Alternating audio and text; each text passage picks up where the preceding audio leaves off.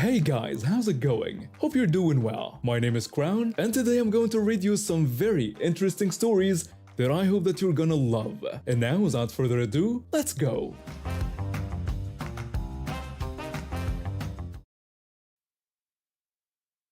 I never planned on becoming a bouncer. On a farm in rural Minnesota, I spent my days wrestling with livestock and helping my parents maintain our property. Those years of farm work built me into someone a lot stronger than my 5'5" frame would suggest. After my parents passed away and we had to sell the farm, I found myself drifting between odd jobs in the city, trying to find my place. That's when I stumbled upon the nightclub scene. One night, while I was having drinks with friends, I witnessed a bouncer struggling to handle an aggressive patron. Without thinking, I stepped in and helped diffuse the situation using the same techniques I'd used countless times with unruly farm animals. The security manager noticed and offered me a job on the spot. Being the only female bouncer at one of the busiest nightclubs in the city was interesting, to say the least. Most of my co-workers were these huge, intimidating guys who towered over me, but they respected me because I could handle myself. My main responsibility was monitoring the ladies' room, which might sound easy, but trust me, you wouldn't believe the drama that unfolds in there on a busy night. This one Saturday night, everything was going smoothly until this massive guy, picture a walking mountain of muscles, came strutting in with this clearly intoxicated woman hanging off his arm. They were heading straight for the ladies' room, and I could tell by their body language what they were planning. Of course, they made a beeline for the handicap stall, the only one big enough for what they had in mind. I immediately stepped in front of them, blocking their path. The muscle guy demanded to know what I thought I was doing. I told him that this bathroom was for ladies only. He responded with a condescending sweetheart and asked what exactly I thought I could do about it.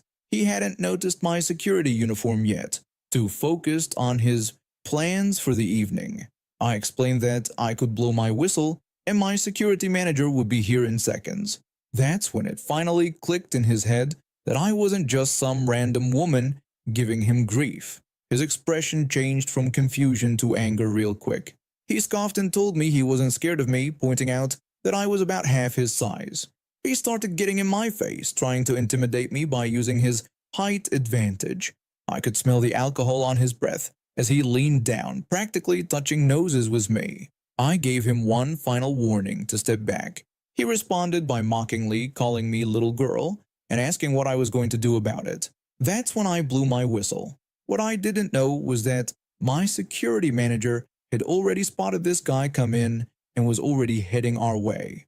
The musclehead didn't like the sound of that whistle one bit, and he raised his hand to strike me.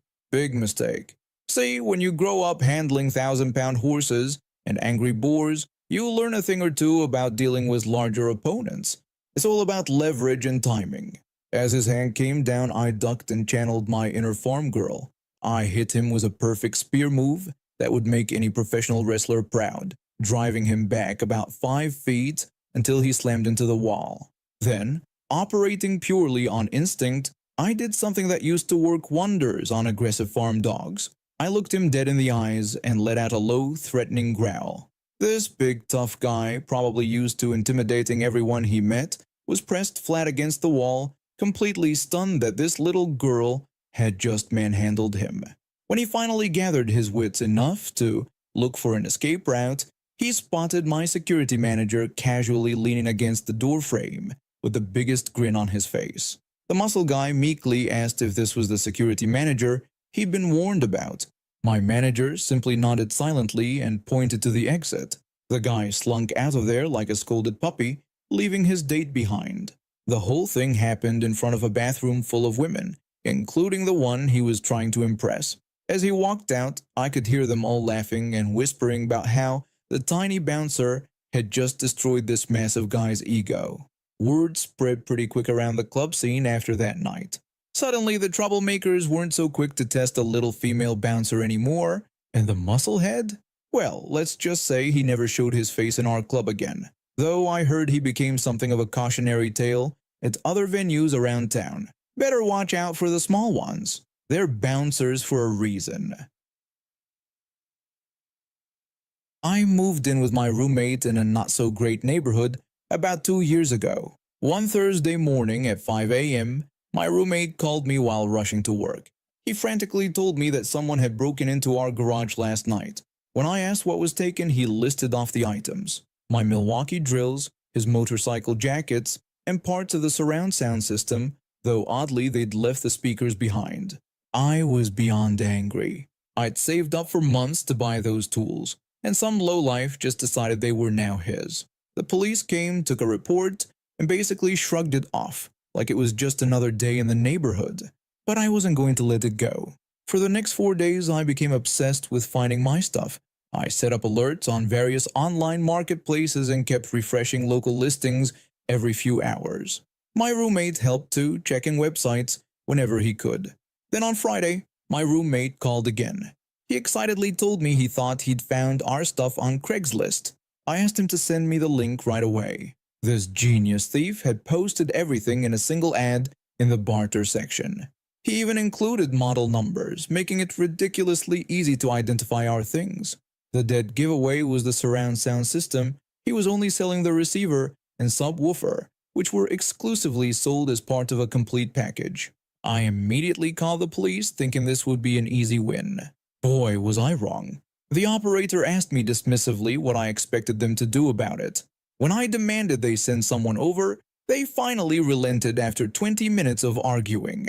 They sent an officer who, while nice enough, was basically useless. She explained that we'd need an investigator to handle this, and they'd contact me. When I asked when that would happen, she awkwardly admitted that investigators don't work on Fridays. The weekend was a nightmare of phone calls leading nowhere. Monday came and the sergeant was conveniently sick. That's when I'd had enough. I drove to the police station and refused to leave until someone helped me. The investigator they finally connected me with actually knew the thief. He'd arrested him multiple times before. Instead of taking over, though, they gave me another task. The investigator told me to set up a meeting with the thief, and they would handle the rest. So there I was, playing detective. I called the thief, pretending to be an interested buyer. I casually mentioned seeing his ad and commented on his interesting items. When he asked what I was looking for, I told him I was interested in a bit of everything, particularly the tools and surround sound system. By some stroke of luck, he suggested meeting at a grocery store right near the police station. The police said they'd be there in an unmarked car waiting for my signal, taking out my wallet. When I got to the parking lot, my heart was racing. The thief showed up 10 minutes late, carrying my stuff like he owned it. Just as he was pulling out my drills, 3 officers in a gold Taurus came screeching in, guns drawn. The thief started yelling that it was his stuff and we couldn't take it. The officers ignored his yelling and got a warrant for his apartment, where they found not just our belongings, but items stolen from other people too. This guy had been stealing from people for years, thinking nobody would bother to track him down. He got sentenced to 18 months in state prison, and I got all my stuff back within a week. Turns out all it took was someone stubborn enough to not give up. My roommate still jokes that the thief picked the wrong person to steal from, someone who'd rather spend 4 days hunting down their stuff than just filing an insurance claim. After spending 8 years in the military as a communications specialist, I transitioned into civilian life by joining a major cable company in Ohio. The skills I gained in the service translated perfectly into installing cable and internet for customers. 3 years into the job, I'd seen it all, from grateful customers who treated me like family to entitled folks who made my job unnecessarily difficult. But this encounter on a Friday afternoon still stands out. It was my last job of the day, a simple modem swap in one of those upscale neighborhoods where every house looked like it belonged in a magazine. You know the type: perfectly manicured lawns, 3-car garages, and more square footage than a small apartment complex. Usually these jobs took 15 minutes tops. Just swap out the old modem, copy over the Wi-Fi settings, and I'd be on my way home. I rang the doorbell, and a young guy answered. He looked like he was maybe 18, wearing a college sweatshirt and basketball shorts. I introduced myself as the cable company technician and explained I was there for the modem swap. The guy rolled his eyes like I was interrupting something important, and lazily told me to come in. I stopped him and explained that I needed to see his ID first, citing company policy about requiring someone 18 or older to be present. His face immediately turned red.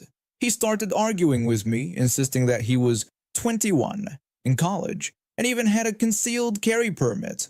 I repeated that I still needed to see an ID, explaining that it was just policy and I was covering myself. He got even more frustrated and told me to hold on.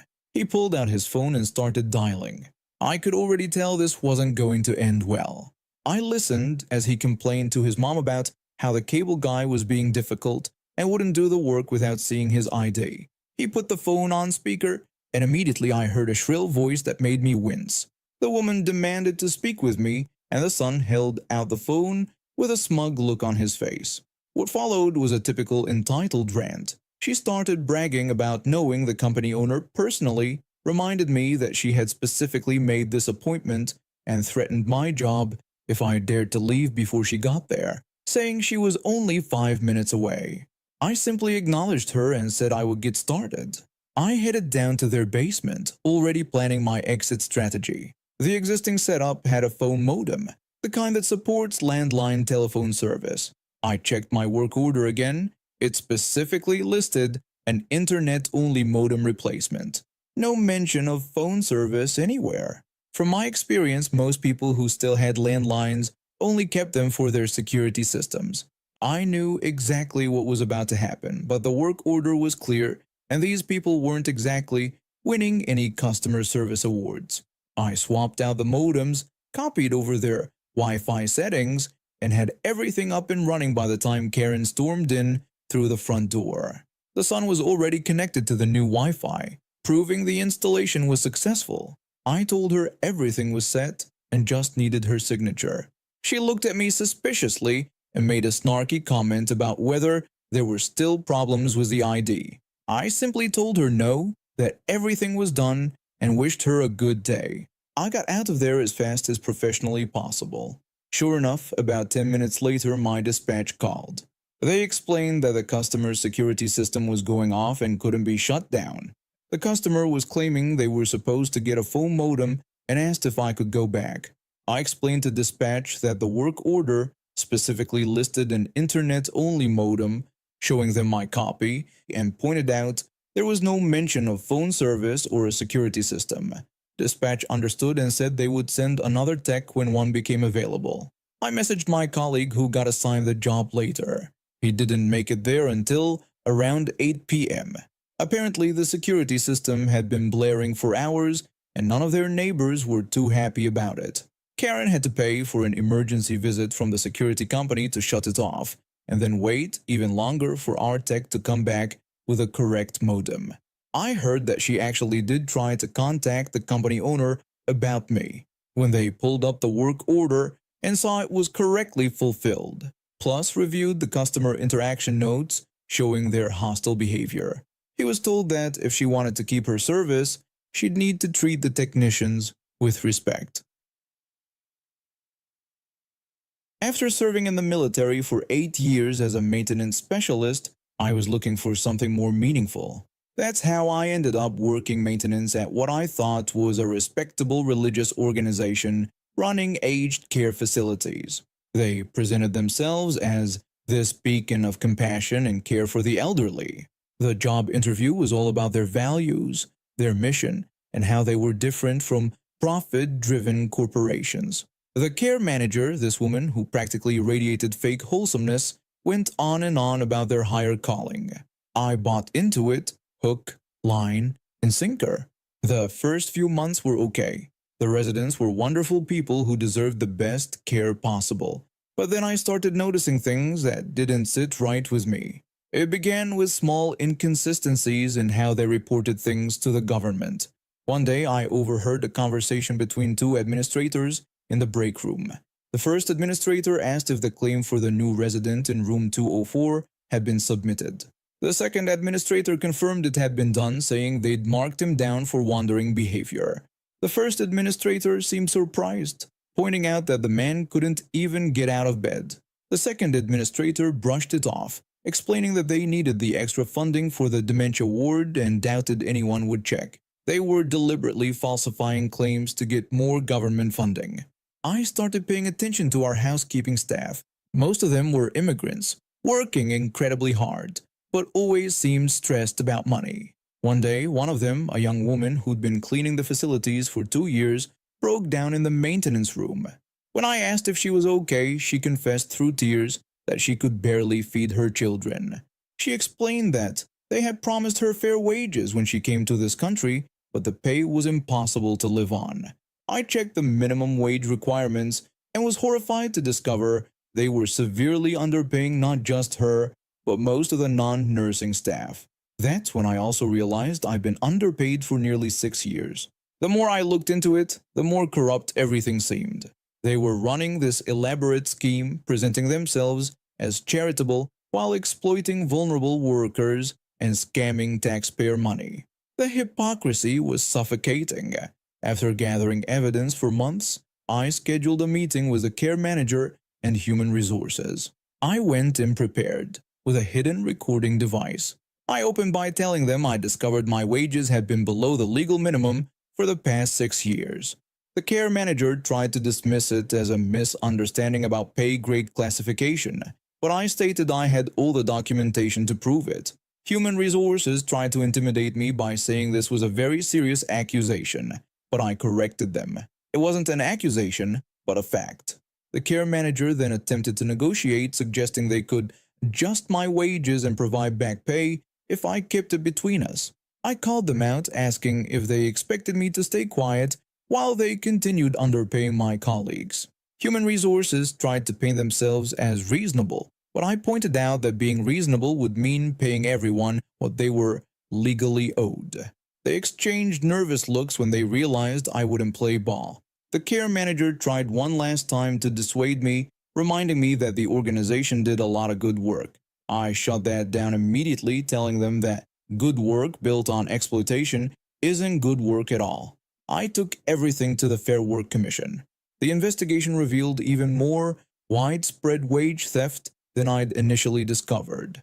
The organization was forced to back pay over $700,000 to their underpaid workers.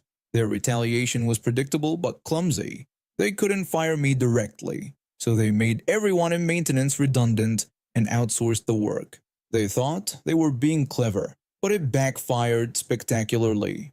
The outsourcing costs were astronomical compared to what they'd been paying us.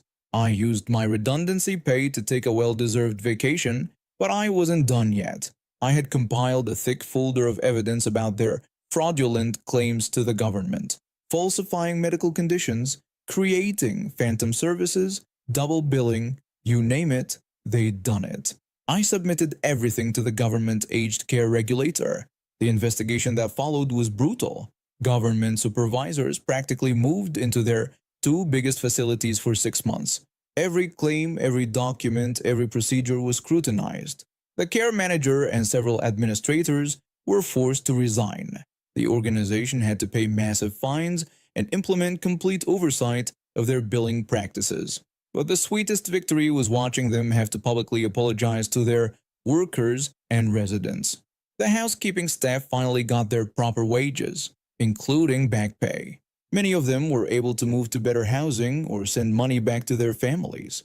Some even pursued legal permanent residency since they now had proof of legitimate employment and wage records. The religious organization's reputation was in shambles. They lost several major donors when the story broke, and their board of directors had to be completely restructured. They're still under heightened government scrutiny, and their new management has to submit monthly compliance reports. And now we have reached the end of today's stories. Thank you for watching, and see you next time.